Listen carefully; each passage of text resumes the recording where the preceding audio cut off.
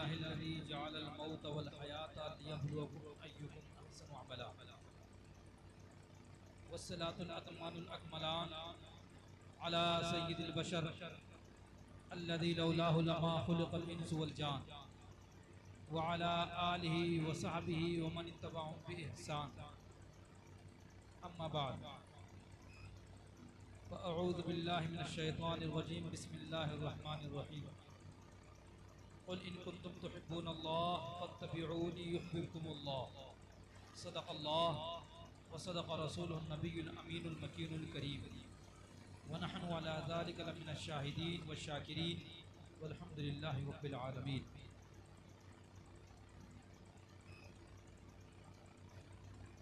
इन्नल्लाह व मलाइकतहु युसल्लूना अलन नबी या अय्युहल्लज़ीना आमनू सल्लु अलैहि व सल्लिमू तस्लीमा।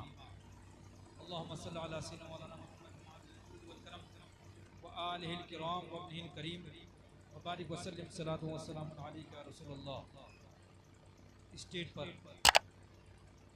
जलवागर मुअज़्ज़ज़ उलमाए किराम खुसूसन खलीफे हुज़ूर मुशाहिद मिल्लत व मशहूद मिल्लत हज़रत अल्लामा मौलाना मुन्ने बाबा और हमारे अज़ीज़ हज़रत अल्लामा मौलाना शाह नवाज़ साहब क़िबला क़ादरी बरकाती रज़वी अज़हरी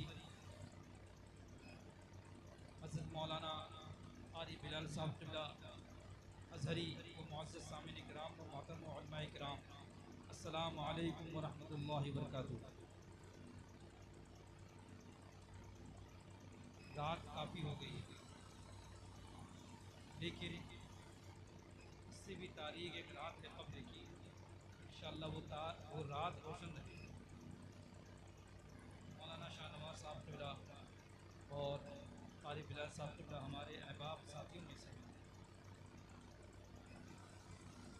असर से आने के बाद तकरीबन 3 साल कब्ल कसीदे बुर्दा पर मैंने तखमीस कही थी, काफ़ी ज़ख़ीम है। उसका पहला मिसरा साहिब बुर्दा फरमाते हैं, अमिन तलत्तुर जीरान बिज़ी सलमी मदजतदमन जवा बिन मुखलत बिदम। इस पर मेरी तखमीस थी, अमन युआरिफ़ु हिजरान बिज़ी नियामी अमन युआरिफ़ु हिजरान बिज़ी नियामी फल जुफ़्नु मिन हिजरतिल अस्हाबि ज़ू अलमी या खल्क़ु मा लका बादल क़ुर्ब ला तलमी अमिन तज़क्कुर जीरानी। और आगे है लौलल हवा लम तुजिद दमअन अला तलली वला अरिफ़्त लिज़िक्रिल बानि वल अलमी। साहिब बुर्दा फरमाते हैं, अपने आप को मुखातब करते हैं, लौलल हवा लम तुजिद दमअन अला तलली, अगर तुमको इश्क़ इलाही ना होता, आक़ाए करीम से मोहब्बत ना होती, तो यूँ गरम गरम आंसू आपके रुखसारों पर न बहते हैं। वला अरिफ़्त लिज़िक्रिल बानि वल अलमी, और दरख्त बान और वादी आलम जो मदीने पाक के करीब है, उनके जिक्र से तुम्हारी आंखें यूं नमनाक न होती और यूं आंसू न बहाती। इस पर मेरा है, हल इश्त मिन फुरक़तिल हुब्ब बिला मलल, हल इश्त मिन फुरक़तिल हुब्ब बिला मलली मा ज़िल्त फ़ी उम्रिन मिन्हु व ज़ू अमली उशाक़ुन यख़्फ़ल हवा मा हाज़िहिल इलली लौलल हवा लम तुरिब दमअन अला तलली। ये साहिब बुर्दा क्या अशआर तो मेरी तखमीस है। फरमाते हैं, फ़कैफ़ तुनकिरु हुब्बन बअद मा शहिदत, तुम अल्लाह और उसके रसूल की मोहब्बत का कैसे इनकार कर सकते हो। फ़कैफ़ तुनकिरु हुब्बन बअद मा शहिदत बिही अलैका उदूलुद दम्मे वस्सक़मी, बात इसके कि तुम्हारे पैदर पे रोने ने, तुम्हारे पैदर पे बीमार होने ने इस बात का पता दे दिया है कि तुम जरूर इश्क़ खुदा और रसूल में मुब्तला हो। फरमाते हैं, फ़कैफ़ तुनकिरु हुब्बन बअद मा शहिदत बिही अलैका उदूलुद दम्मे वस्सक़मी। इस पर फ़कीर की तखमीस है, वहा उयूनुका मिन बादिल बुकाए रमदत, वहा उयूनुका मिन बादिल बुकाए रमदत मिन हरारत क़ुर्बिल इश्क जमदत आसार शौक़ का फिल अनफास वक़दत फकैफ तुनकिर हुब्बन बाद मा शहीद। मतलब ये है वहा मिन बादिल बुकाए रमदत, हाय ये आंखें जो रोने के बाद जख्मी हो गई, मिन हरारत क़ुर्बिल इश्क जमदत, इश्क की हरारत से जम गई हैं, आसार शौक़ का, या रसूल अल्लाह आपसे मिलने के शौक के आसार, अल्लाह से मिलने के शौक के आसार फिल अनफास वक़दत हमारी जानों में जल उठे।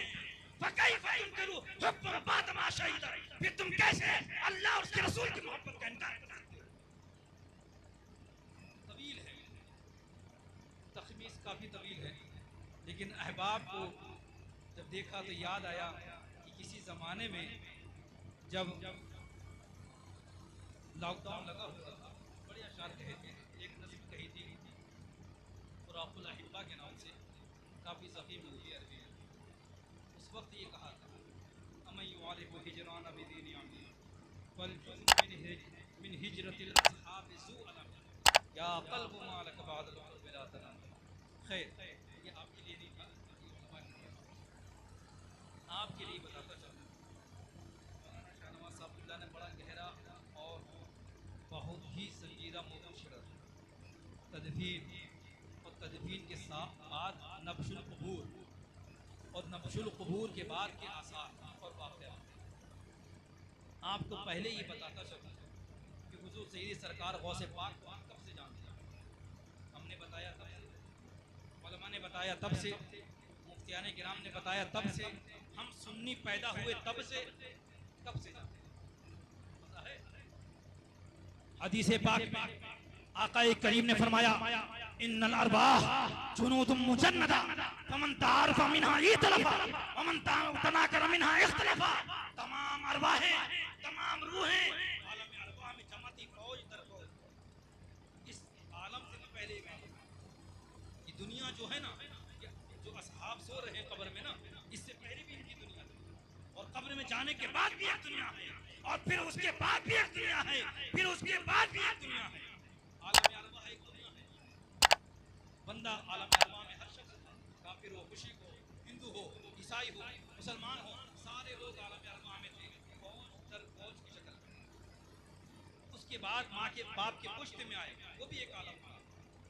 ये दुनिया फैल रही है ऐसी, इसी तरीके से जो इंसानी जिंदगी पर जो आसार मुरत्तब होते हैं वो भी फैलते जाते हैं। बाप की पुश्त के अंदर नुतफे की सूरत में, पानी के कतरे की सूरत में इंसान मौजूद था, तो कितनी मुख्तसर सी दुनिया थी। उसके बाद माँ के पेट में बच्चा जाता है, माँ का पेट इतना बड़ा होता है और वो कतरा इतना सा होता है। उस कतरे को माँ के पेट से कोई नहीं देखते, माँ का पेट इतना बड़ा, कतरा इतना बड़ा। फिर उसके बाद माँ के पेट से बच्चा पैदा आता है, दुनिया इतनी बड़ी, माँ का पेट इतना बड़ा, फिर इसी तरह जब इंसान मर जाता है तो मरने के बाद आलम बरज़ख में जाता है, और औलिया फरमाते हैं आलम बरज़ख की कैफियत इसी तरीके से है जिस तरीके से माँ का पेट दुनिया के सामने उसकी कोई हैसियत नहीं, इसी तरीके से दुनिया की कोई हैसियत आलम बरज़ख। आलम बरज़ख इतना बड़ा, और आलम बरज़ख के बाद आलम आखिरत, और आलम आखिरत के बाद जन्नत। मुअज़्ज़ज़ सामने गिरा, तो हमने गौसे पाक को कब से पहचाना, ख्वाजा पाक को कब से पहचाना, आका करीम को कब से पहचाना। हदीस में फरमाया गया इन्नल अरवाह जुनूदुम मुजन्नदा फमन तारफ़ मिनहा इतलफ़ा वमन तनाकरा मिनहा इख्तलफ़ा। आलम अरवाह में तमाम रूहें फौज दर फौज लश्कर की सूरत में जमा थी। वहाँ पर जिस रूह ने जिसको पहचाना इस दुनिया में पहचाना, वहाँ जिसने जिसको ना पहचाना इस दुनिया में भी नहीं पहचाना। तो मुअज़्ज़ज़ सामिने किराम, हमने गौसे पाक को पहचाना है तो आलम अरवाह से पहचाना है, हमने ख्वाजा पाक को पहचाना है तो आलम अरवाह से पहचाना है, हमने इमाम अहले सुन्नत को पहचाना है तो आलम अरवाह को पहचाना है, हमने अहले सुन्नत को पहचाना है तो आलम अरवाह से पहचाना है। हमने अपने रब को, खुदा और रसूल को, गौसे ख्वाजा को, औलिया किराम को अगर हमने पहचाना है, इन मज़ारात के औलिया को पहचाना है तो आलम अरवाह से पहचाना है।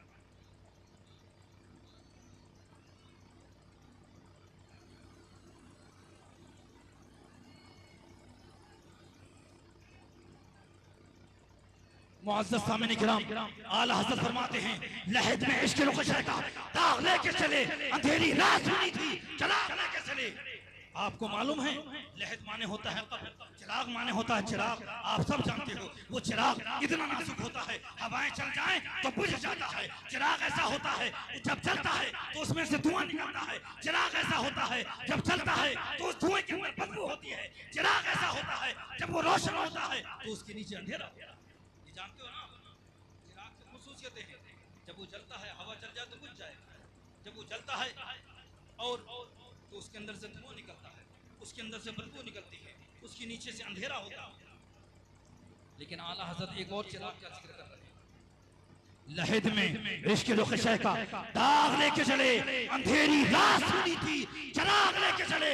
कौन सी अंधेरी रात सुनी है? वो कौन सा चिराग है? वो चिराग है, वो चिराग आला हज़रत का। वो फरमा रहे हैं अल्लाह उसके रसूल की मोहब्बत का चिराग है।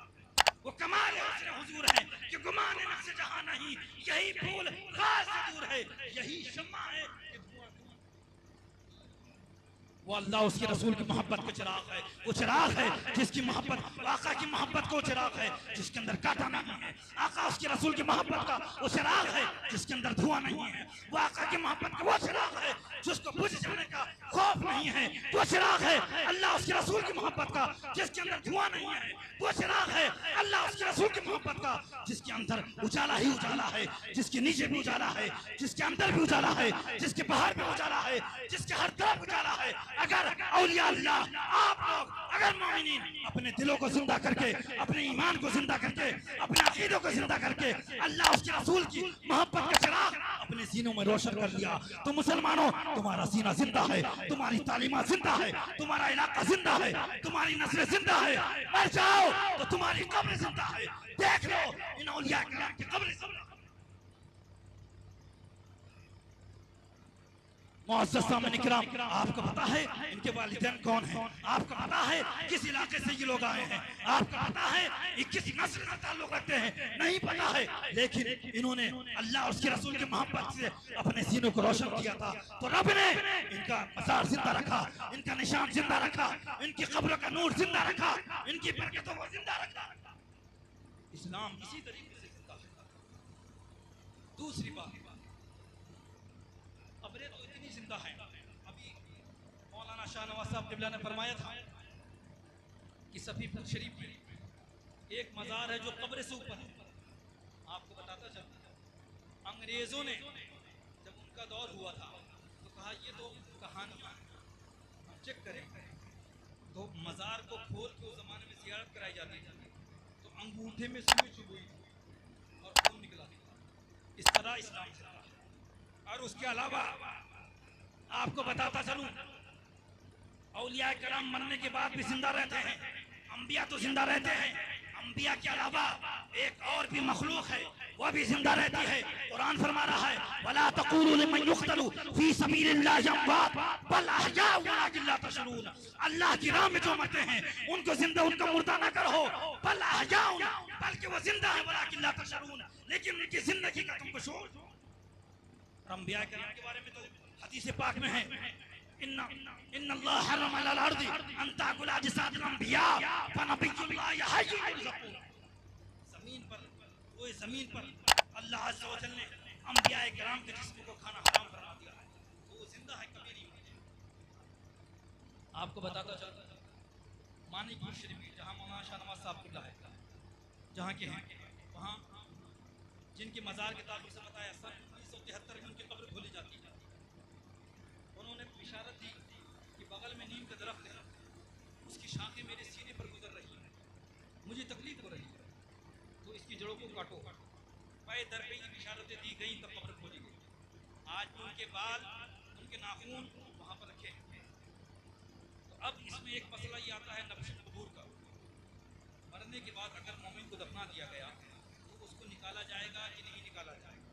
इमाम शाफी, इमाम अहमद बिन हम्बल, इमाम मालिक, इनके नज़दीक बहुत आसान है काम। जब मुस्लिम आबादियाँ अगर किसी इलाके में हैं, आबाद हैं और उनके औलिया कराम, उनके अकाबिर, उनके जो मर्जे उलमा अगर उनके मज़ारात बना दिए जाएँ तो ये मुत्तफ़िक़ा फ़ैसला है अइम्मा सलासा का कि उनकी कब्रें भी मुंतकिल हो जाएंगी। अगर मुसलमान आबादियाँ मुंतकिल हो रही हैं तो वो जिंदा औलिया कराम जो कब्रिस्तान में मौजूद हैं उनकी मज़ारात